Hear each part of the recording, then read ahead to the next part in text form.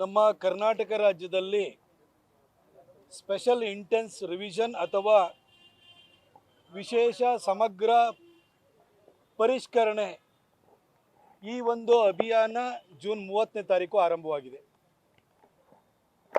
ಅದು ಆಗಸ್ಟ್ 8ರವರೆಗೂ ಇರುತ್ತೆ. ಆದರೆ ಜನರಲ್ಲಿ ಬಹಳ ಗೊಂದಲಗಳಿದ್ದು, ಎನ್ಯುಮರೇಷನ್ ಫಾರ್ಮನ್ನು BLOಗಳು ಮನೆಗೆ ತಂದು ಕೊಡಬೇಕಿತ್ತು. ಆದರೆ ಒಂದು ಬೀದಿನಲ್ಲಿ 4 ಮನೆಯಲ್ಲಿ ಒಂದು ಬೂತಿಗೆ ಸಿಕ್ಕಿದ್ರೆ ಇನ್ನು 4 ಮನೆಗಳು ಇನ್ನೊಂದು ಬೂತ್ ಆಗಿರ್ತಾ ಇತ್ತು. ಎಷ್ಟೋ ಜನ ಬಾಡಿಗೆ ಮನೆಗೆ ಬಂದು ಅಲ್ಲೇ ಮತದಾರರ ಪಟ್ಟಿಯಲ್ಲಿ ಸೇರಿಕೊಂಡು ಕೊನೆ ಬೇರೆ ಕಡೆ ಖಾಲಿಯಾಗಿ ಹೋಗಿದ್ರು. ಇವ್ರನ್ನೆಲ್ಲರನ್ನು ಟ್ರೇಸ್ ಮಾಡೋವಂಥದ್ದು ಭಾಳ ಕಷ್ಟವಾಗ್ತಾ ಇತ್ತು. ಹಾಗಾಗಿ ನಾವು ನಮ್ಮೆಲ್ಲ BJPಯ ಹಿರಿಯ ನಾಯಕರುಗಳು ನಾವೆಲ್ಲ ಹೋಗಿ ಮಾನ್ಯ ಜಿಲ್ಲಾಧಿಕಾರಿಗಳನ್ನು ಭೇಟಿಯಾಗಿ ಆಯಾ ಮತಗಟ್ಟೆಗಳಲ್ಲೇ ಪ್ರತಿ ಭಾನುವಾರ ಒಂದು ದಿನದ ಅಭಿಯಾನವನ್ನು ಮಾಡಿ, ಒಂದು ಕ್ಯಾಂಪ್ ಮಾಡಿ, BLOಗಳು ಅಲ್ಲೇ ಇರಬೇಕು, ಎಲ್ಲ ಪಕ್ಷಗಳ BLA2ಗಳು ಅಲ್ಲೇ ಇರಬೇಕು. ಯಾರು ಎಲ್ಲಿ ಮತ ಹಾಕಿದಾರೋ ಅಲ್ಲೇ ಬಂದು ತಮ್ಮ ವೋಟರ್ ID ತೋರಿಸಿ ಎನ್ಯುಮರೇಷನ್ ಫಾರ್ಮನ್ನು ಪಡ್ಕೊಳ್ಳಲಿಕ್ಕೆ ಅವಕಾಶವನ್ನು ಮಾಡಿಕೊಡ್ಬೇಕು. ನಾವು ಕೂಡ ನಮ್ಮ ವಾಲಂಟಿಯರ್ಸನ್ನು ಅಲ್ಲಿ ಕೆಲಸಕ್ಕೆ ಹಚ್ತೀವಿ. ಫಾರ್ಮನ್ನು ತುಂಬೋದಕ್ಕೆ ಅಥವಾ ಏನೇ ಗೊಂದಲಗಳಿದ್ರೆ ಅದನ್ನು ನಿವಾರಣೆ ಮಾಡಲಿಕ್ಕೆ, ಅವರಿಗೆ ಮಾರ್ಗದರ್ಶನವನ್ನು ಕೊಡಲಿಕ್ಕೆ ಎಲ್ಲರೂ ಕೂಡ ಸ್ಥಳೀಯರು ಕೂಡ ಸಹಕಾರವನ್ನು ಕೊಡ್ತಾರೆ. ನೀವೊಂದು ಕ್ಯಾಂಪನ್ನು ಮಾಡಿಕೊಡಿ ಅಂತೇಳಿ ನಾವು ಕೇಳ್ಕೊಂಡಿದ್ದು. ಮಾನ್ಯ ಜಿಲ್ಲಾಧಿಕಾರಿಗಳು, ಕಾರ್ಪೊರೇಷನ್ ಕಮಿಷನರು ಎಲ್ಲರೂ ಕೂಡ ತೀರ್ಮಾನವನ್ನು ಮಾಡಿ, ರಾಜ್ಯ ಚುನಾವಣಾ ಆಯುಕ್ತರು ಅನ್ಬುಕುಮಾರ್ ಅವರಿಗೆ ಮಾತನಾಡಿ ಮೊನ್ನೆ 19ನೇ ತಾರೀಕು ಆಯಾ ಮತಗಟ್ಟೆಗಳಲ್ಲೇ ಒಂದು ದಿನದ ಅಭಿಯಾನವನ್ನು ಮಾಡಿದರು. ಮುಂದಿನ ಅಭಿಯಾನ 26ನೇ ತಾರೀಕು ನಡೀತಾ ಇದೆ. ಹಾಗಾಗಿ ಇಡೀ ಚಾಮರಾಜ ಕ್ಷೇತ್ರದಾದ್ಯಂತ ಪ್ರತಾಪ್ ಸಿಂಹ ಸ್ನೇಹ ಬಳಗದಿಂದ ಆಟೋಗಳಲ್ಲಿ ಜಾಗೃತಿ ಅಭಿಯಾನವನ್ನು ನಾವು ಕೈಗೊಂಡಿದ್ದೀವಿ. ಎಲ್ಲ ಕಡೆ 3 ಆಟೋಗಳು ಎಲ್ಲ ಬೀದಿಗಳಿಗೂ ಹೋಗಿ 26ನೇ ತಾರೀಕು ನಿಮ್ಮ ಮತಗಟ್ಟೆಗಳಿಗೆ ಹೋಗಿ ಅಲ್ಲಿ BLOಗಳು BLA2ಗಳು ಅಲ್ಲೇ ಇರ್ತಾರೆ, ಜೊತೆಗೆ ನಮ್ಮ ವಾಲಂಟಿಯರ್ಸ್ ಇರ್ತಾರೆ. ನೀವು ಎನ್ಯುಮರೇಷನ್ ಅಲ್ಲೇ ಫಾರ್ಮನ್ನು ಪಡ್ಕೊಳ್ಬೋದು. ಒಂದು ಕಲರ್ ಫೋಟೋ ಜೊತೆಗೆ ಬಂತು ಅಂದರೆ ಅಲ್ಲೇ ನಮ್ಮ ಕಾರ್ಯಕರ್ತರು, ನಮ್ಮ BJPಯ ಅಸಂಖ್ಯಾತ ಕಾರ್ಯಕರ್ತರಿದ್ದಾರೆ, ನಮ್ಮ ಸ್ನೇಹ ಬಳಗದ ವಾಲಂಟಿಯರ್ಸ್ ಇದ್ದಾರೆ. ಅವರು ನಿಮಗೆ ಫಾರ್ಮನ್ನು ತುಂಬಿಕೊಟ್ಟು ನಿಮಗೆ ಮಾರ್ಗದರ್ಶನ ಮಾಡುವಂಥ ಕೆಲಸವನ್ನು ಮಾಡ್ತಾರೆ. ಯಾಕೆಂದರೆ ಈ ಒಂದು ಪರಿಷ್ಕರಣೆಯಲ್ಲಿ ಎಲ್ಲರೂ ಭಾಗಿಯಾಗಲೇಬೇಕು. ಇದರಲ್ಲಿ ಏನಾದರೂ ಕೈ ತಪ್ಪಿ ಹೋಯಿತು ಅಂತಂದರೆ ಮುಂದೆ ಒಂದಕ್ಕೊಂದು ಸಮಸ್ಯೆಗಳಾಗ್ತವೆ. ನನ್ನ ವೋಟ್ಸಿಗೆ ಬಂದಿಲ್ಲ, ನನ್ನ ಮತದಾರ ಪಟ್ಟಿನ ಕೈ ಬಿಟ್ಟು ಹೋಗಿದೆ ಅಂತ ವೋಟಿಂಗ್ ದಿನ ಬಂದು ಕೂಗಾಡೋದ್ಕಿಂತ ಇವತ್ತು ಸರಿ ಮಾಡ್ಕೊಳ್ಳೋವಂಥದ್ದು ಒಳ್ಳೆಯದು. ವೋಟರ್ ID ಕೂಡ ಬಹಳಷ್ಟು ಸರ್ಕಾರಿ ಸೇವೆಗಳಿಗೆ ಅದು ಕೂಡ ಅದೊಂದು ಆಧಾರವಾಗಿದೆ. ಹಾಗಾಗಿ ಅವರು ಎಲ್ಲರೂ ಬಂದು ಇಲ್ಲಿ ಪರಿಷ್ಕರಣೆ ಈ ಪ್ರಕ್ರಿಯೆಯಲ್ಲಿ ಭಾಗಿಯಾಗಬೇಕು ಅನ್ನೋ ಉದ್ದೇಶದಿಂದ ಒಂದು ವಿಡಿಯೋ ಪ್ರೆಸೆಂಟೇಷನ್ ಕೊಡುವಂಥ ವಾಹನ ಮತ್ತು 3 ಆಟೋಗಳು ಇವು ಎಲ್ಲ ಕಡೆ ಹೋಗಿ ಜನಜಾಗೃತಿಯನ್ನು ಮೂಡಿಸ್ತವೆ. ಆ ಅಭಿಯಾನಕ್ಕೆ ನಾವೆಲ್ಲರೂ ಸೇರಿ ನಮ್ಮ ಪಕ್ಷದ ಎಲ್ಲ ಹಿರಿಯ ಮುಖಂಡರುಗಳು, ಇಲ್ಲಿ ನಮ್ಮ ಮಂಡಲ ಅಧ್ಯಕ್ಷರಾದಂಥ ದಿನೇಶ್ ಗೌಡ್ರು ಇದ್ದಾರೆ, ನಮ್ಮ ಉಮೇಶ್ ಅಣ್ಣ ಇದ್ದಾರೆ, ಶ್ರೀರಾಮಣ್ಣ ಇದ್ದಾರೆ, ನಮ್ಮ ಮಹಾನಗರ ಪಾಲಿಕೆಯ ಸದಸ್ಯರುಗಳಾಗಿ ಒಳ್ಳೊಳ್ಳೆ ಕೆಲಸವನ್ನು ಮಾಡಿರುವಂಥ ಪ್ರಶಾಂತ್ ಗೌಡ್ರು ಇರ್ಬೋದು, ಸುಬ್ಬಯ್ಯ ಅವರು ಇರ್ಬೋದು, ಹಾಗೆ ನಮ್ಮ ನಜರ್ಬಾದ್ ಭಾಗದಲ್ಲಿ ಒಳ್ಳೆ ಕೆಲಸವನ್ನು ಮಾಡಿರುವಂಥ ಸ್ನೇಹಿತರಾದಂಥ ಸತೀಶ್ ಇರ್ಬೋದು, ಹಾಗೆ ನಮ್ಮ ಮೈಸೂರು ಗ್ರಾಹಕರ ಪರಿಷತ್ತಿನಲ್ಲೂ ಕೂಡ ಒಳ್ಳೆಯ ಕೆಲಸವನ್ನು ಮಾಡ್ತಾ ಇರುವಂಥ ನಮ್ಮ ಪಕ್ಷದ ಹಿರಿಯ ನೇತಾರರಾಗಿರುವಂಥ SK ದಿನೇಶ್ ಅವರು, ಶ್ರೀನಿವಾಸ್ ಅವರು, ನಮ್ಮ ಯುವ ನಾಯಕ ಮತ್ತು BJPಯ ಸಹ ವಕ್ತಾರರು ಆಗಿರುವಂಥ ನನ್ನ ಸ್ನೇಹಿತ ಕಿರಣ್ ಗೌಡ ಇರ್ಬೋದು, ಹಾಗೂ ನಮ್ಮೆಲ್ಲ ಮಹಿಳಾ ನಮ್ಮ ಪಕ್ಷದ ನಾಯಕಿಯರು ಎಲ್ಲರೂ ಕೂಡ ಇಲ್ಲಿ ನಾವು ಬಂದಿದ್ದೀವಿ. ನಾವು ಈ ಒಂದು ಅಭಿಯಾನಕ್ಕೆ ಇವತ್ತು ಚಾಲನೆಯನ್ನು ಕೊಡ್ತಾ ಇದ್ದೀವಿ. ಇದು ವಿಶೇಷವಾಗಿ ಚಾಮರಾಜ ವಿಧಾನಸಭಾ ಕ್ಷೇತ್ರದ ವ್ಯಾಪ್ತಿಯಲ್ಲಿ ಈ ವೆಹಿಕಲ್ಗಳು ಜಾಗೃತಿಯನ್ನು ಮೂಡಿಸುವ ಕೆಲಸವನ್ನು ಮಾಡ್ತವೆ. ಇದು ಭಾನುವಾರದವರೆಗೂ ಕೂಡ ಓಡಾಡುತ್ತೆ. ನೆಕ್ಸ್ಟು ಈ ಒಂದು ಕ್ಯಾಂಪು ಈಗ ಅನೌನ್ಸ್ ಆಗಿರುವಂಥದ್ದು 19 ಮತ್ತು 26ಕ್ಕೆ ಅನೌನ್ಸ್ ಆಗಿತ್ತು. ಅದರ ನಂತರ ಅದೇನಾದ್ರು ಎಕ್ಸ್ಟೆಂಡ್ ಮಾಡ್ತು ಅಂತಂದರೆ ಮತ್ತೆ ನಾವು ಈ ಸೇವೆಯನ್ನು ಮುಂದುವರಿಸ್ತೀವಿ.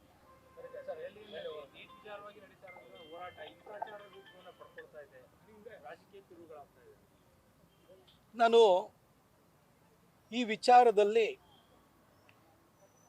ಪರಸ್ಪರ ದೋಷಾರೋಪಣೆಯನ್ನು ಮಾಡೋದಿಲ್ಲ. ನೀಟ್ ಅನ್ನೋದು ಬಹಳ ಗುರುತರವಾದಂತಹ ಒಂದು ಪರೀಕ್ಷೆ. ಆ ಪರೀಕ್ಷೆಯ ಪ್ರಶ್ನೆ ಪತ್ರಿಕೆ ಸೋರಿಕೆ ಆಗಿದ್ದು ನಮ್ಮೆಲ್ಲರಿಗೂ ಕೂಡ ಬೇಸರನ ತಂದಿದೆ, ನಮಗೂ ಮುಜುಗರ ಆಗಿದೆ. ಇದು ಕಾಂಗ್ರೆಸ್ ಸರ್ಕಾರದಲ್ಲಿ ಆಗಿದ್ದಿದ್ರೆ ಯಾವ್ದು ಮಾಮೂಲಿ ಬಿಡು, ಪ್ರಶ್ನೆ ಪತ್ರಿಕೆಯನ್ನು ಸೋರಿಕೆನೋ ಮಾಡ್ತಾರೆ, KPSC ಹಗರಣಗಳನ್ನು ಸಾಲಾಗಿ ಮಾಡ್ಕೊಂಡು ಬಂದಿದ್ದಾರೆ, ರಿಕ್ರೂಟ್ಮೆಂಟಲ್ಲೂ ಮೋಸ ಮಾಡ್ತಾರೆ, ಇಂಟರ್ವ್ಯೂನಲ್ಲೂ ಮೋಸ ಮಾಡ್ತಾರೆ. ಅದೆಲ್ಲರಿಗೂ ಜನಕ್ಕೂ ತಿಳಿದಿದ್ದು, ಇದಕ್ಕೆ ನಾವೇನು ಬೇಸರ ಮಾಡ್ಕೋಬೇಕು ಅಂತಿರಲಿಲ್ಲ. ಆದರೆ BJP ಸರ್ಕಾರದಲ್ಲಿ ಇದಾಗಿದ್ದು ನಮ್ಮೆಲ್ಲರಿಗೂ ಕೂಡ ಬೇಸರ ತಂದಿದೆ. ಆದರೆ ನಮ್ಮ ಹೆಮ್ಮೆಯ ಪ್ರಧಾನಿ ನರೇಂದ್ರ ಮೋದಿಜಿಯವರು ಈ ಪ್ರಕರಣದಲ್ಲಿ ನ್ಯಾಷನಲ್ ಟೆಸ್ಟಿಂಗ್ ಏಜೆನ್ಸಿದು ಸಮಸ್ಯೆ ಇದೆಯಾ, ಇಲ್ಲಿ ಮಂತ್ರಿಗಳ ಸಮಸ್ಯೆ ಇದೆಯಾ, ಅಥವಾ ಈ ಸಮಸ್ಯೆನಲ್ಲಿ ಯಾರು ಭಾಗಿಯಾಗಿದ್ದಾರೆ ಅದರ ಆಳಕ್ಕೆ ಹೊಕ್ಕಿ ಅವರನ್ನು ದಂಡಿಸುವಂಥ ಕೆಲಸಕ್ಕೆ ತಕ್ಷಣಕ್ಕೆ ಮುಂದಾದರು. ಇವ್ರ ಮೇಲೆ ಕಾಂಗ್ರೆಸ್ ಟೈಮಲ್ಲಿ ಆಗಿಲ್ವಾ ಅಂತ ಹೇಳಕ್ಕೆ ಹೋಗಲಿಲ್ಲ. ನಮ್ಮ ಟೈಮಲ್ಲಿ ಆಗುವಂಥದ್ದು ಇದು ಅಕ್ಷಮ್ಯ ಇದು. ಹಾಗಾಗಿಯೇ ಹಿಂದೆ ನ್ಯಾಷನಲ್ ಟೆಸ್ಟಿಂಗ್ ಅಕಾಡೆಮಿ ಆ ನೀಟ್ ಎಕ್ಸಾಮಿನೇಷನ್ ಏನಿದೆ ಅದು ಆ ಎಕ್ಸಾಮಿನೇಷನ್ನಲ್ಲಿ ಭಾಗಿಯಾಗಿ ಆ ಪ್ರಶ್ನೆ ಪತ್ರಿಕೆಯನ್ನು ತಯಾರು ಮಾಡುವಂತಹ ಕಾರ್ಯದಲ್ಲೂ ಕೂಡ ಹಿಂದೆ ಇನ್ವಾಲ್ವ್ ಆಗಿದ್ದಂತಹ PV ಕುಲಕರ್ಣಿ ಅನ್ನೋ ವ್ಯಕ್ತಿಯನ್ನು, ಹಾಗೆ ಇದು ಪುಣೆ ಬೇಸ್ಡ್ ಈ ಕೋಚಿಂಗ್ ಅಕಾಡೆಮಿ, ಅಲ್ಲಿ ಮನೀಷಾ ಮಂದಾರೆ ಅಂತ ಒಬ್ಬರು, ಆಮೇಲೆ ಶಿವರಾಜ್ ಅಂತ ಒಬ್ಬರು, ಇವ್ರನ್ನೆಲ್ಲ ಪತ್ತೆ ಹಚ್ಚಿ ಈ ಕೋಚಿಂಗ್ ಮಾಫಿಯಾದವರೊಳಗಡೆ ಇದ್ರೊಳಗಡೆ ಇನ್ವಾಲ್ವ್ ಆಗಿ ಈ ಪ್ರಶ್ನೆ ಪತ್ರಿಕೆಯನ್ನು ಸೋರಿಕೆ ಮಾಡಿದ್ದಾರೆ ಅನ್ನೋದನ್ನು ಪತ್ತೆ ಹಚ್ಚಿ ಅವರಷ್ಟೂ ಜನ ಅರೆಸ್ಟ್ ಮಾಡೋ ಕೆಲಸವನ್ನು ಮಾಡಿದ್ವಿ. ಇವತ್ತು CBI ವಶದಲ್ಲಿದ್ದಾರೆ. ಹಾಗೆ ಈ ಒಂದು ಪರೀಕ್ಷೆಯನ್ನು ಸಂಪೂರ್ಣವಾಗಿ ಕ್ಯಾನ್ಸಲ್ ಮಾಡಿ ಜೂನ್ 21ನೇ ತಾರೀಕು ಮರುಪರೀಕ್ಷೆಯನ್ನು ಯಾವುದೇ ಲೋಪಗಳಿಲ್ದಲೆ ಮಾಡಿ ರಿಸಲ್ಟು ಅನೌನ್ಸ್ ಆಗಿ ಸುಮಾರು 10 ಲಕ್ಷಕ್ಕಿಂತ ಹೆಚ್ಚು ವಿದ್ಯಾರ್ಥಿಗಳು ನೀಟ್ನಲ್ಲಿ ಕ್ವಾಲಿಫೈ ಆಗಿದೆ. ಮೋದಿಯವರು ಎಲ್ಲ ಮುಂಜಾಗ್ರತಾ ಕ್ರಮಗಳನ್ನು ಕೈಗೊಂಡಾಗಿದೆ. ಈ ವಿಷಯದಲ್ಲಿ ಇನ್ನೊಂದು ವಿಷಯನ ನಾನು ಆ್ಯಡ್ ಮಾಡಲಿಕ್ಕೆ ಬಯಸ್ತೇನೆ. 2014ರಲ್ಲಿ ಯಾಕೆ ಈ ವಿಚಾರನ ಹೇಳ್ತಾ ಇದ್ದೀನಿ ಅಂತಂದರೆ, ಮೋದಿಯವರ ಬದ್ಧತೆಯನ್ನು ಪ್ರಶ್ನಿಸುವ ಮೊದಲು ಒಂದು ಸಾರಿ ವಸ್ತು ಸ್ಥಿತಿಯನ್ನು ತಿಳ್ಕೊಳ್ಬೇಕು. 2014ರಲ್ಲಿ ಮೋದಿಯವರು ಈ ದೇಶದ ಪ್ರಧಾನಿಯಾದಾಗ ಇಡೀ ದೇಶಾದ್ಯಂತ 385 ಮೆಡಿಕಲ್ ಕಾಲೇಜ್ಗಳಿತ್ತು, 51,000 ಮೆಡಿಕಲ್ ಸೀಟ್ಗಳಿದ್ದು, ಕೇವಲ 51,000. ಅದರ ಜೊತೆಗೆ ಪ್ರೈವೇಟ್ ಯೂನಿವರ್ಸಿಟಿಗಳು ನಾಯಿಕೊಡೆಗಳ ಥರ ಬಂದಿದ್ದು. ಸ್ಟೇಟ್ ಲೆವೆಲಲ್ಲಿ ಸ್ಟೇಟ್ದು CETಗೆ ಬರ್ತಾ ಇತ್ತು, ಅವ್ರದ್ದು ಸೆಲೆಕ್ಷನ್ ಪ್ರೋಸೆಸ್ಸು. ಪ್ರೈವೇಟ್ ಯೂನಿವರ್ಸಿಟಿಯವರು ಅವ್ರದ್ದೇ ಎಕ್ಸಾಮ್ ಮಾಡೋರು. ಹೆಚ್ಚಿನ ಸೀಟ್ಗಳು ಮೆರಿಟ್ ಮುಖಾಂತರ ತುಂಬ್ತಾ ಇರಲಿಲ್ಲ. ಮ್ಯಾನೇಜ್ಮೆಂಟ್ ಕೋಟಾ ಅಂತಿತ್ತು, ಕ್ಯಾಪಿಟೇಷನ್ ಫೀ ಅಂತಿತ್ತು, ಡೊನೇಷನ್ ಅಂತಿತ್ತು.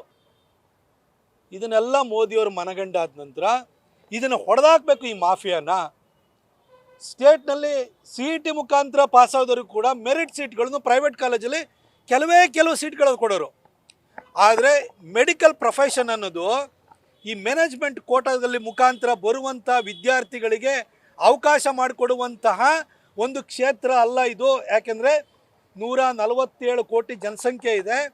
ಜನರ ಆರೋಗ್ಯ ರಕ್ಷಣೆ ಮಾಡುವಂತಹ ಗುರುತರ ಜವಾಬ್ದಾರಿಯನ್ನು ಮುಂದೆ ವಹಿಸ್ಕೊಳ್ಳುವಂತಹ ವೈದ್ಯರನ್ನು ನಾವು ತಯಾರು ಮಾಡುವಂತಹ ಒಂದು ಪ್ರಕ್ರಿಯೆ ಆಗಿದೆ. ಹಾಗಾಗಿ ಇಲ್ಲಿ ವ್ಯತ್ಯಾಸ ಆಗಬಾರ್ದು ಅಂತ 2016ರಲ್ಲಿ ನೀಟ್ ಎಕ್ಸಾಮಿನೇಷನ್ನ ತಗೊಂಬಂದರು. ನೀಟ್ ತಗೊಂಬಂದಾದಮೇಲೆ 2016ರಲ್ಲೇ ಜುಲೈನಲ್ಲಿ 2 ಸರಿ ಎಕ್ಸಾಮ್ ನಡೆದು ಇವತ್ತು ದೇಶದಲ್ಲಿ ಏಕರೂಪದ ಪ್ರವೇಶ ಪರೀಕ್ಷೆ ನಡೀತಾ ಇದೆ. ಇವತ್ತು ಚೆನ್ನಾಗಿ ನಡ್ಕೊಂಡು ಬರ್ತಾ ಇದೆ. ಹಾಗಾಗಿ ಇವತ್ತು ಮಕ್ಕಳು ಡೊನೇಷನ್ ಕೊಟ್ಟು ಕ್ಯಾಪಿಟೇಷನ್ ಫೀ ಕೊಟ್ಟು ಕಾಲೇಜಿಗೆ ಹೋಗಬೇಕಾದ ಅಗತ್ಯ ಇಲ್ಲ. ಬಡವ್ರ ಮಕ್ಕಳು ಕೂಡ ಮೆರಿಟಲ್ಲಿ ಪಾಸ್ ಆಯಿತು ಅಂತ ಹೇಳಿದರೆ ನೀಟ್ ಮುಖಾಂತರವಾಗಿ ತಮಗೆ ಆಯ್ದಂಥ ಕಾಲೇಜು, ತಮ್ಮ ಅರ್ಹತೆಗೆ ಅನುಗುಣವಾದ ಕಾಲೇಜುಗಳು ಸಿಗ್ತಾ ಇದ್ದಾವೆ. ಅದ್ರ ಜೊತೆಗೆ 51,000 ಸೀಟ್ ಇದ್ದಿದ್ದನ್ನು ಇವತ್ತು 1,36,000ಕ್ಕೆ ತೊಗೊಂಡೋಗಿದ್ದಾರೆ ಮೋದಿಯವರು. ಅಂದರೆ 3 ಪಟ್ಟು ಹೆಚ್ಚು ಮಾಡಿದ್ದಾರೆ. ಮೆಡಿಕಲ್ ಕಾಲೇಜ್ಗಳು 385 ಇದ್ದು 825 ಆಗಿದ್ದಾವೆ. ಇಷ್ಟು ಒಳ್ಳೆ ಕೆಲಸವನ್ನು ಮಾಡಿದ್ದಾರೆ. ಈ ಒಂದು ಪ್ರಶ್ನೆ ಪತ್ರಿಕೆ ಸೋರಿಕೆ ಆಗಲಿಕ್ಕೆ ಈ ಪ್ರೈವೇಟ್ ಏನು ಕೋಚಿಂಗ್ ಏಜೆನ್ಸಿಗಳು ಅದರಲ್ಲಿ ಇನ್ವಾಲ್ವ್ ಆಗಿದ್ರು. ಎಷ್ಟೋ ಸರಿ ನಾವು ಲೂಪೋಲ್ಸ್ ಗೊತ್ತಾದ್ಮೇಲೆ ಪ್ಲಗ್ ಮಾಡೋ ಕೆಲಸನ ಅವ್ರು ಮಾಡಿದ್ದಾರೆ. ಹಾಗಂತ ಮೋದಿಯವರನ್ನ ಅಲ್ಲೇನು ಜಂತರ್ ಮಂತರಲ್ಲಿ ಅವ್ರನ್ನ ಕೊಲ್ಲಬೇಕು, ಅವರು ರಿಸೈನ್ ಮಾಡಬೇಕು, ಅಲ್ಲಿ ಪೊಲೀಸರ ಮೇಲೆ ದಾಳಿ ಮಾಡಬೇಕು, ಈ ಊರಲ್ಲಿದ್ದಂಥ ಎಲ್ಲ ಎಡಬಿಡಂಗಿಗಳು ಹೋಗ್ಬಿಟ್ಟು ಅಲ್ಲೇ ಕೂತ್ಕೊಂಡಿದ್ದಾರೆ. ಅದ್ರ ಜೊತೆಗೆ ಕಾಂಗ್ರೆಸ್ನವರು, ಅದರಲ್ಲೂ ವಿಶೇಷವಾಗಿ ನಮ್ಮ ಕರ್ನಾಟಕದ ಮುಖ್ಯಮಂತ್ರಿ ನಮ್ಮ ಡಿ ಕೆ ಶಿವಕುಮಾರ್ ಅವರು ಅಲ್ಲಿ ಹೋಗಿದ್ದಾರೆ. ಸೋನಿಯಾ ಮೇಡಮನ್ನ ಕರೆದ್ರು, ನೀವು ಹೋಗಿದ್ದೀರಿ. ಆದರೆ ಡಿ ಕೆ ಶಿವಕುಮಾರ್ ಅವರೇ, ನೀವು ಮಾಡಿದಿರಿ, ಅದಕ್ಕೋಸ್ಕರ ನಮ್ಮದನ್ನು ತಪ್ಪನ್ನು ನಾವು ಮುಚ್ಕೊಳ್ತೀವಿ ಅಂತ ಭಾವಿಸ್ಬೇಡಿ. ವ್ಯವಸ್ಥೆಯಲ್ಲಿ ಆಗುವಂಥ ಲೋಪ ನಿಮಗೂ ಗೊತ್ತಿದೆ. 2002ರಲ್ಲಿ ಕಿಮ್ಮನೆ ರತ್ನಾಕರ್ ಅವರು ಇಲ್ಲೇ ಎಜುಕೇಷನ್ ಮಿನಿಸ್ಟ್ರಿ ಇರಬೇಕಾದ್ರೆ ಕೆಮಿಸ್ಟ್ರಿ ಪೇಪರು ಮಾರ್ಚಲ್ಲಿ ಲೀಕ್ ಆಯಿತು. ಮಾರ್ಚ್ 31 ಮತ್ತೆ ಮರುಪರೀಕ್ಷೆ ಮಾಡಿದ್ರು, ಅದು ಲೀಕ್ ಆಯಿತು. ಮತ್ತೆ ಏಪ್ರಿಲ್ನಲ್ಲಿ 3ನೇ ಸರಿ ಪರೀಕ್ಷೆ ಮಾಡಬೇಕಾಗಿ ಬಂತು. ಸರ್, ಯಾರ ಮೇಲಾರು ಆ್ಯಕ್ಷನ್ ತೊಗೊಂಡ್ರಾ? ಇಲ್ಲ ಅಲ್ವಾ? ಆ ಸರ್ಕಾರದಲ್ಲಿ ನೀವು ಭಾಗಿಯಾಗಿದ್ರಿ ತಾನೆ. ನಿಮಗೆ ವ್ಯವಸ್ಥೆಯಲ್ಲಿ ಈ ರೀತಿ ಒಂದಷ್ಟು ಲೋಪಗಳು ಆಗ್ತವೆ. ವ್ಯಕ್ತಿಗಳು ಅದರಲ್ಲಿ ಇನ್ವಾಲ್ವ್ ಆಗಿರ್ತಾರೆ, ಕ್ವಶನ್ ಪೇಪರ್ ಸೆಟ್ ಮಾಡೋವಂಥವ್ರು ಇರ್ತಾರೆ. ಇದು ಸರ್ಕಾರದ ತಪ್ಪಲ್ಲ, ಇದು ನ್ಯಾಷನಲ್ ಟೆಸ್ಟಿಂಗ್ ಏಜೆನ್ಸಿ ಇದೆಯಲ್ಲ ಅದ್ರ ಜೊತೆಗೆ ಸಂಪರ್ಕ ಇಟ್ಕೊಂಡವ್ರು ಒಂದು ಯೋಚನೆ ಮಾಡ್ತಾರೆ. ಮನುಷ್ಯ ಅದನ್ನು ಇವತ್ತು ಯಾವ ಮಟ್ಟಕ್ಕೂ ಇಳಿದ್ಬಿಟ್ಟಿದ್ದಾನೆ.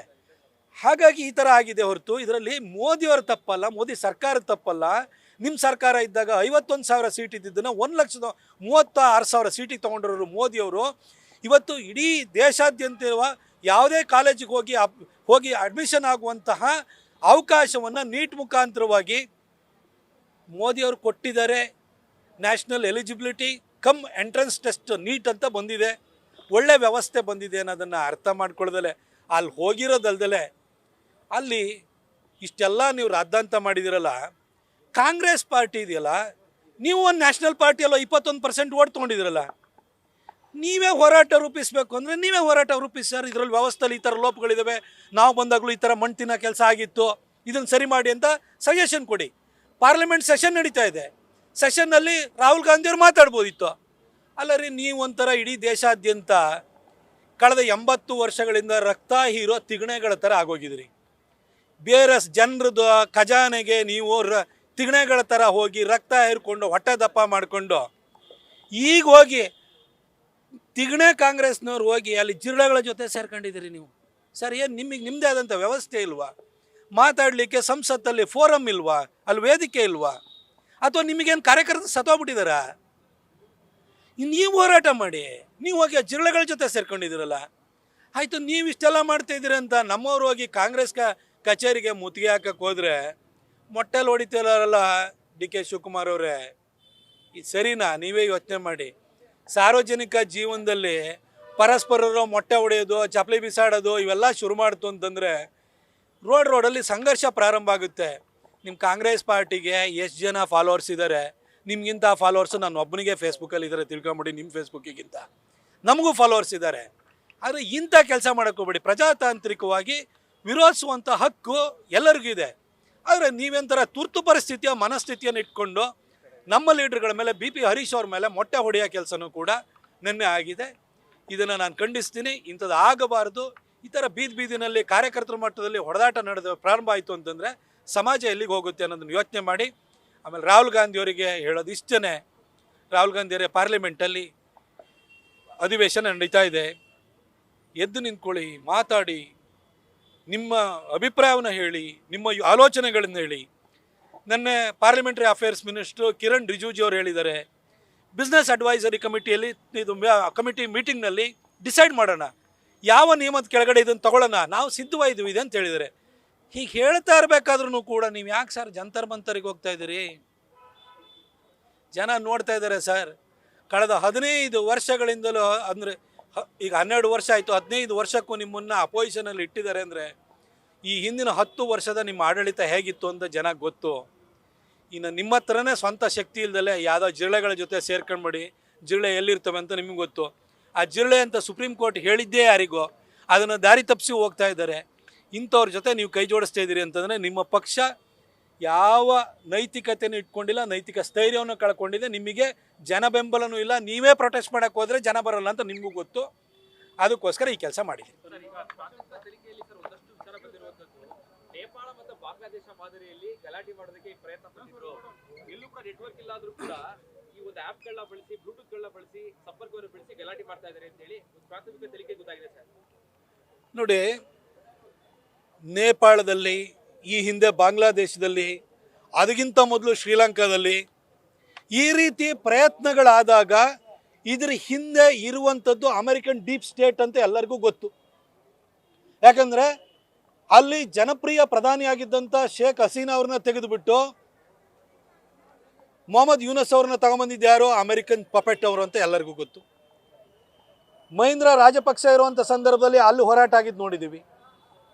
ಹಾಗೆ ನೇಪಾಳದಲ್ಲಿ ಹೋರಾಟ ಮಾಡಿದ್ದು ನೋಡಿದ್ವಿ. ಇದರಲ್ಲಿ ಎಲ್ಲದರಲ್ಲೂ ಕೂಡ ಅಮೆರಿಕನ್ ಡೀಪ್ ಸ್ಟೇಟ್ ಇನ್ವಾಲ್ವ್ ಆಗಿದೆ ಅನ್ನೋದು ಜಗಜ್ಜಾಹೀರ ಆಗಿದೆ.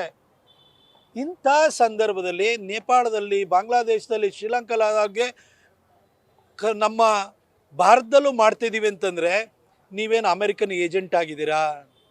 ಅಮೆರಿಕದ ಅಜೆಂಡಾವನ್ನು ಇಲ್ಲಿ ಪುಷ್ ಮಾಡ್ತಿದ್ದೀರಾ? ಮೋದಿ ಅವರು ಬಂದಾದ ನಂತರ ಯಾರಿಗೂ ಸಲಾಮ್ ಹೊಡಿತಾ ಇಲ್ಲ. ಅಮೆರಿಕದ ಏನು ಏಕಸ್ವಾಮ್ಯತೆ ಏನಿತ್ತಲ್ಲ ಅದಕ್ಕೆ ಸಡ್ಡು ಹೊಡೆಯೋ ರೀತಿಯಲ್ಲಿದ್ದಾರೆ. ಹಾಗಾಗಿ ಮೋದಿಯವ್ರನ್ನ ಬಗ್ಗು ಬಡಿಬೇಕು ಅಂತ ಅಮೆರಿಕ ಯೋಚನೆ ಮಾಡ್ತಿದೆ. ಅದಕ್ಕೆ ನೀವು ಒಂದು ಸಾಧನವಾಗ್ತಾ ಇದ್ದೀರಾ. ಅದನ್ನು ಯೋಚನೆಯನ್ನು ಮಾಡಿ. ಮೋದಿಯವ್ರ ವಿರುದ್ಧ, CAA ವಿರುದ್ಧ ಹೋರಾಟದ ಸಂದರ್ಭದಲ್ಲೂ ಕೂಡ ಮೋದಿಯವ್ರ ವಿರುದ್ಧ ಪ್ರಯತ್ನವನ್ನು ಮಾಡಿದರು. ಅದಾದಮೇಲೆ ಏನು ನಮ್ಮ ಕೃಷಿ ಮಸೂದೆ ಬಂತು, ಅದ್ರ ಮುಖಾಂತರವಾಗಿ ಮೋದಿಯವರ ಸರ್ಕಾರವನ್ನು ಅಸ್ಥಿರಗೊಳಿಸ್ಲಿಕ್ಕೆ ಅಂತ ನೀವು ಪ್ರಯತ್ನವನ್ನು ಮಾಡಿದ್ರಿ. ಈಗ ಈ ಕಾಕ್ರೋಚ್ಗಳ ಜೊತೆ ಸೇರಿಬಿಟ್ಟು ಈ ಮಾತುಗಳನ್ನ ಆಡ್ತಾ ಇದ್ದೀರಿ. ಆದರೆ 2014 ಆಯಿತು, ಅಲ್ಲಿ ಸ್ವತಂತ್ರವಾಗಿ ಸರ್ಕಾರ ಮಾಡಲಿಕ್ಕೆ ಮೋದಿಯವ್ರಿಗೆ ಅವಕಾಶ ಕೊಟ್ಟರು.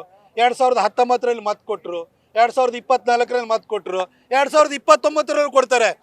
ದೇಶದ ಜನ ಮೋದಿಯವ್ರ ಬೆನ್ನಿಗಿರಬೇಕಾದ್ರೆ ನೀವು ಈ ಜಿಲ್ಲೆಗಳನ್ನ ಇಟ್ಕೊಂಬಿಟ್ಟು ಕ್ರಾಂತಿ ಮಾಡ್ತೀವಿ ಅಂತೇಳಿ ಹೇಳಿ ಮೀಡಿಯಾ ಕ್ಯಾಮ್ರಾ ಮುಂದೆ ವಾಂತಿ ಮಾಡ್ಬೋದೇ ಹೊರತು ಇದು ನರೇಂದ್ರ ಮೋದಿ, ಇದು ಅವ್ರಿಗೆ ಯಾವ ರೀತಿ ಮಟ್ಟ ಹಾಕಬೇಕು ಅನ್ನೋದು ಗೊತ್ತಿದೆ. ಕಾಂಗ್ರೆಸ್ನವರೇ ನಿಮಗೆ ಜನರಿಂದ ಓಟ್ ತಗೊಂಡು ಅಧಿಕಾರಕ್ಕೆ ಬರೋಕ್ಕೆ ಸಾಧ್ಯ ಇಲ್ಲ. ಹಾಗಾಗಿ ಅಮೆರಿಕದ ಏಜೆಂಟ್ರಾಗುವ ಮುಖಾಂತರವಾಗಿ ನೀವು ಈ ಪ್ರಯತ್ನಕ್ಕೆ ಕೈ ಹಾಕಿದಿರಿ ಅನ್ನೋದು ನಿಮ್ಮ ಮಾತುಕತೆ ವರ್ತನೆಯಿಂದ ಬಹಳ ಸ್ಪಷ್ಟವಾಗ್ತಾ ಇದೆ.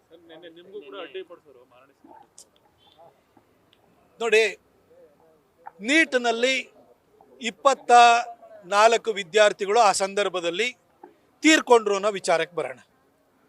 ಪ್ರತಿ ವರ್ಷ ವಿದ್ಯಾರ್ಥಿಗಳು ಇಡೀ ದೇಶಾದ್ಯಂತ ಎಷ್ಟು ಜನ ಸೂಸೈಡ್ ಮಾಡ್ಕೊಳ್ತಾರೆ, ಪ್ರಾಣ ಕಳ್ಕೊಳ್ತಿದ್ದಾರೆ ಗೊತ್ತಾ? 13,000. ನ್ಯಾಷನಲ್ ಕ್ರೈಮ್ ಬ್ಯೂರೋದ ರಿಪೋರ್ಟ್ ಪ್ರಕಾರ ಪ್ರತಿ ವರ್ಷ 13,000 ಮಕ್ಕಳು ಸೂಸೈಡ್ ಮಾಡ್ಕೊತಿದ್ದಾರೆ. ಸೂಸೈಡ್ ಮಾಡ್ಕೊಳ್ಳೋಕೆ ಏನು ಪ್ರಾಬ್ಲಮ್, ಏನು ಕಾರಣ ಏನು? ಇವರಿಗೆ ಒಂದು ಹೈಲಿ ಕಾಂಪಿಟೇಟಿವ್ ಎಕ್ಸಾಮ್, ಅತ್ಯಂತ ಸ್ಪರ್ಧಾತ್ಮಕವಾಗಿರುವಂಥ ಪರೀಕ್ಷೆಯ ಒತ್ತಡವನ್ನು ತಡ್ಕೊಳಕ್ಕಾಗ್ತಿಲ್ಲ. ಪೋಷಕರ ಒತ್ತಡ ಇದೆ. ಅವ್ರ ಮಗ ಅಷ್ಟೊಂದು ಸ್ಕೋರ್ ಮಾಡ್ದ, ನೀನೇನು ದಡ್ಡನ, ನಿಂಗೇನು ಬುದ್ಧಿ ಇಲ್ವಾ, ನೀನು ಯಾಕೆ ಓದಲಿಲ್ಲ ಅಂತ ಬೈತಾರೆ. ಅದೇ ರೀತಿ ಕಾಲೇಜ್ಗಳಲ್ಲಿ ರ್ಯಾಗಿಂಗ್ ಆಗ್ತಾಯಿದೆ. ಕಾಲೇಜ್ಗಳಲ್ಲಿ ಒಂದು ಟಾಕ್ಸಿಕ್ ಆದಂಥ ಒಂದು ವಾತಾವರಣವಿದೆ. ಹಾಗೆ ಡ್ರಗ್ ಅಬ್ಯೂಸ್ ನಡೀತಾ ಇದೆ. ಮಕ್ಕಳಲ್ಲಿ ಆಂಗ್ಸೈಟಿ ಪ್ರಾಬ್ಲಮ್ ಇದೆ.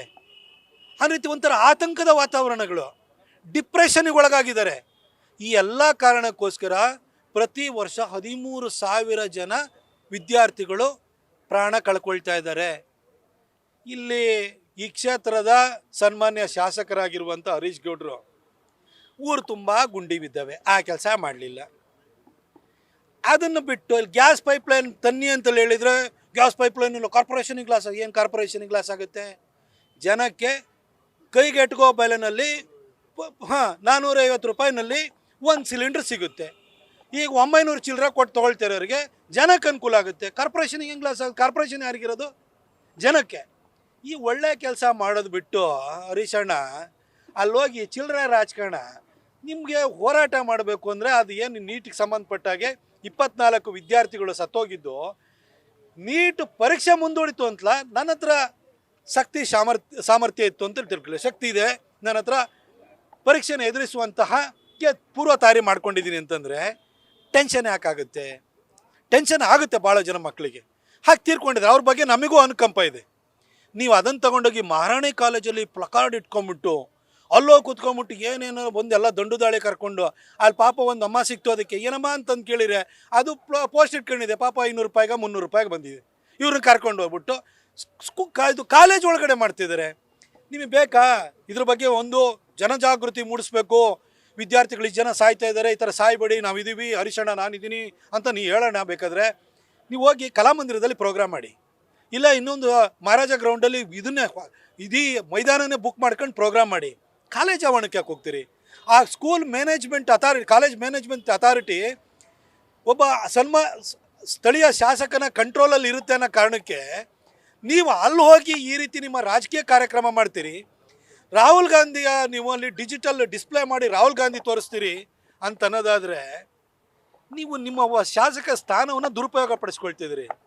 ನಿಮಗೆ ಜನ ಕರ್ಕೊಬೇಡೋ ಶಕ್ತಿ ಇಲ್ಲ. ನಿಮಗೆ ವಿದ್ಯಾರ್ಥಿಗಳನ್ನು ನೀವು ಮಹಾರಾಜ ಗ್ರೌಂಡಿಗೆ ಕರೆಸ್ಕೊಳ್ರಿ, ಇಲ್ಲ ನೀವು ಕಲಾಮಂದಿರಕ್ಕೆ ಕರೆಸ್ಕೊಳ್ಳಿ. ಕಾಲೇಜಲ್ಲಿ ಪಾಠ ಕಲಿಯೋಕ್ಕೆ ಬಂದಿರೋಂಥ ಮಕ್ಕಳಿಗೆ ನಿಮ್ಮ ಬಂದು ಭಾಷಣ ಕೇಳಕ್ಕೆ ಬಂದಿದ್ರು ಅವರು. ಅಲ್ಲಿ ಹೋಗ್ಬಿಟ್ಟು ಸಭೆ ಸಮಾರಂಭ ಮಾಡ್ತೀನಿ ಅಂದರೆ ಸರಿಸ್ಕೊಡ್ರೆ ನಿಮಗೂ ಜನ ಬೆಂಬಲ ಇಲ್ಲ, ದುಡ್ಡೆಲ್ಲ ಆಟ ಆಡ್ತೀನಿ ಅಂತ ಅಂದ್ಕೊಂಡಿದ್ದೀರಿ. ಅವೆಲ್ಲ ನಡೆಯಲ್ಲ. ಅದು ಈ ಕ್ಷೇತ್ರದಲ್ಲಿ ಶಂಕರಲಿಂಗೇಗೌಡರಂಥ ಸಜ್ಜನನ್ನು 4 ಸರಿ ಸತತವಾಗಿ ಗೆಲ್ಲಿಸಿದ್ದಾರೆ. ಇವೆಲ್ಲ ಬಿಟ್ಬಿಟ್ಟು ಅಭಿವೃದ್ಧಿ ಕಾರ್ಯನ ಮಾಡಿ ಇನ್ನಿರೋದು ನಿಮಗೆ 1.25 ವರ್ಷ ಬಾಕಿ ಇದೆ. ಅದು ಜನ ಕಡೆ ಕಾಲಕ್ಕಾದರೂ ಸ್ವಲ್ಪನಾರು ಕೆಲಸ ಮಾಡ್ದ ಮನುಷ್ಯ ಅಂತೇಳಿ ಹೇಳ್ಬಿಟ್ಟು ಜನ ಅನ್ಕೊಳ್ಳಿ, ಅದಾರು ಮಾಡಿ. ಅದು ಬಿಟ್ಟು ಈ ಚಿಲ್ಲರೆ ರಾಜಕಾರಣ ಮಾಡೋಕ್ಕೆ ಹೋಗ್ಬೇಡಿ. ರಾಜಕಾರಣದಲ್ಲಿ ಒಂದಷ್ಟು ನಾನು ಅಲ್ಲಿ ಹೋದಾಗ ಒಂದಷ್ಟು ಜನ ಕಾಂಗ್ರೆಸ್ಸಿನ ಕಾರ್ಯಕರ್ತರು ಬಂದರು. ನಾನು ಈ ರಾಜಕಾರಣದಲ್ಲಿ ಇವೆಲ್ಲ ಎದುರಿಸಲೇಬೇಕು. ನಾವು ಮೈಸೂರಿಗೆ ಇನ್ನು 12 ವರ್ಷ ಆಯಿತು, ಎಲ್ಲ ರೀತಿ ಎದುರಿಸಿದ್ದೀನಿ. ಮಹಿಷಾ ದಸರಾವನ್ನೇ ಮಟ್ಟ ಹಾಕಿರೋನಿಗೆ ಇದು ಯಾವುದೋ ಸಣ್ಣ ಪುಟ್ಟದೇನೋ ಘಟನೆಗಳಿಗೆಲ್ಲ ನಾನೇನು ಜಗ್ಗೋನು ಅಲ್ಲ, ಬಗ್ಗೋನು ಅಲ್ಲ. ನ್ಯೂಸ್ ಫಸ್ಟ್ ನಿರ್ಭೀತಿಯಿಂದ ನಿಮ್ಮ ಪರವಾಗಿ.